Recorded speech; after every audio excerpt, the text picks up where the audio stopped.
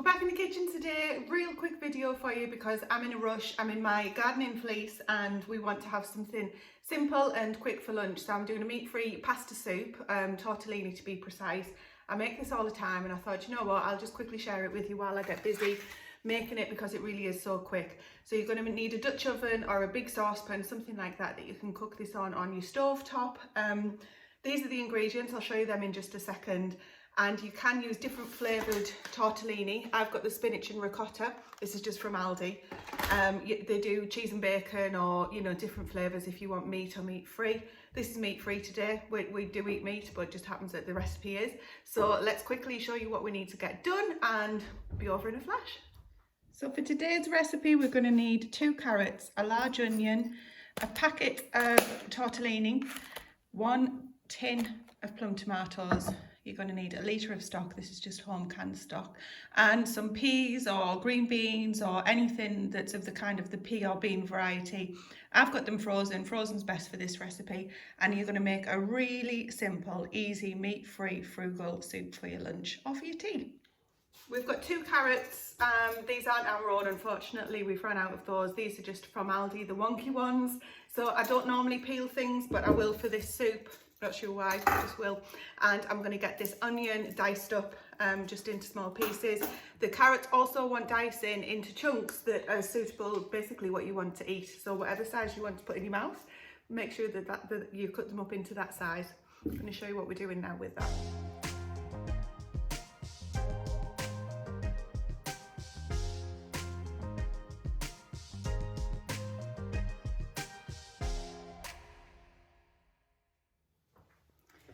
This is the Dutch oven that we're going to be using today. I'm going to take this over, pop a little bit of olive oil in and get it warming up on the stove top, and then we're just going to add the carrots and onions and get those just cooking down a little bit until the onions are a bit translucent, so only 5 minutes or so, shouldn't take long.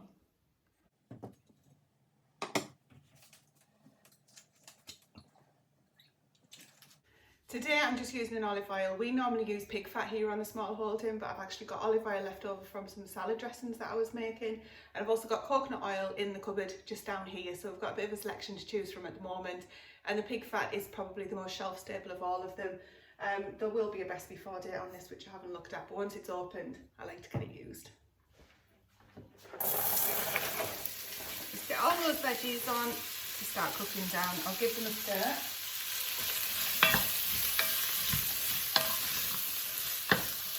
On medium high, and we'll leave them for 5 minutes. This soup is so cheap and frugal, honestly, it's a winner. You can use today's ingredients. I always use that as the base of the soup, but you can also add in any spinach or kale, other ingredients that you might have, tinned beans if you don't, cannellini beans as an example. If you don't have any fresh or frozen peas or beans, you could add in peppers or mushrooms, you know, extra onions. Do what suits, do what works for you. You could even top it off with fried bacon if you wanted a meat version. The possibilities are endless, but this is a great base for a soup as well. You can turn it into a bake as well as a soup, so we might try that on another video. But honestly, this is the longest part of this recipe. The dicing and then just the sweating the onions and the carrots down goes super quick from here. So I'm going to grab my stock. So you need a litre of stock, so vegetable, chicken, whatever works best for you. And mine is chicken today because that's what we've got home canned, and I'm going to get a tin of tomatoes too. You want chopped tomatoes, mine are actually peeled plum, so I'm just going to dice them up in the tin and then get those poured in now too.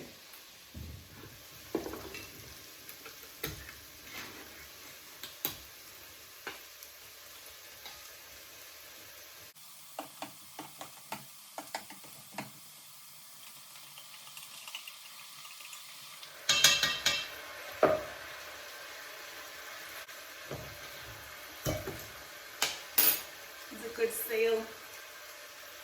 That's our home canned chicken broth, and there's a litre in there. These are litre jars, and I'm just going to use a little bit of this to rinse this out too.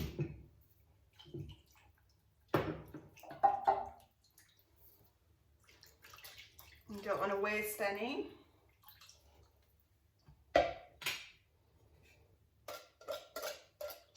We had our own home canned tomatoes as well, but we've used them all. And now you're literally going to bring this to a boil and then let it simmer for just until the veggies are tender. It should not take long at all. Remember, the smaller you cut the carrots up, the more quickly they will get cooked. And you can tell that when they're cooked, you'll be able to just put a knife through them really easily with very little resistance. So I'm going to pop the lid on, because if you don't have the lid on, it's not going to retain the heat and it'll take a lot longer to come to the boil and then to be maintained on the simmer. Much more efficient using the electric cooker, well, any cooking, if you put the lid on. So that's on. I'll get the heat turned up till it comes to the boil, and then I'll knock it down again for 10-15 minutes, maybe something like that. At that point you can add in your frozen peas, your frozen beans and your pasta. So the pasta that I've got will only take 3 minutes in the liquid, so we will add that in for the last few minutes as well. If you want to freeze this, get it to this point and then you can freeze it once it's cooled off. Don't add the pasta until you're ready to serve. So when you reheat it after you've frozen it, add the pasta in for the last few minutes, 3 minutes on quite a medium-high heat, and then that's it. Bob's your uncle. And all the rest. So we're going to start adding the rest of the ingredients now. We've got our peas. I've no idea how many are in there, or how many grams, not how many peas.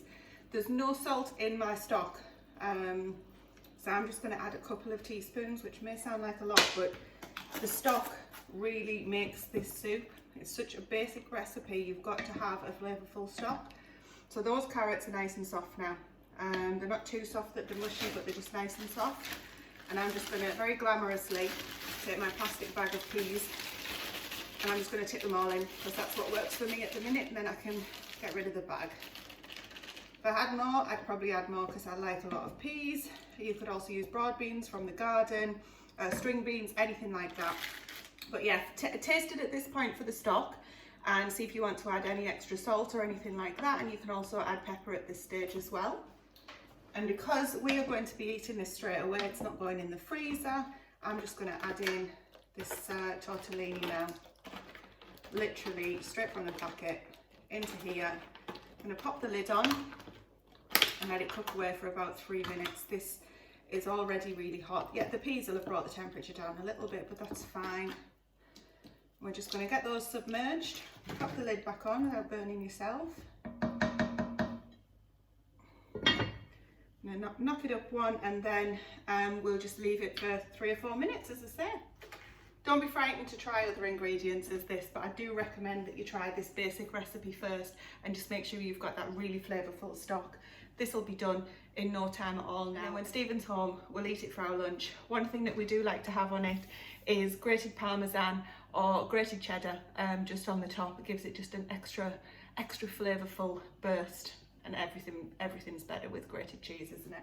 So that's cooking away now. I'm just going to leave that do its thing and then it'll be nice and ready. But can I just ask one favour? If you're enjoying this video and this kind of content, if you're not already subscribed, why don't you consider subscribing? I'd love to have you along. But also, would you mind giving this video a thumbs up just to let YouTube know that you're enjoying it and it might try and push it out to other people?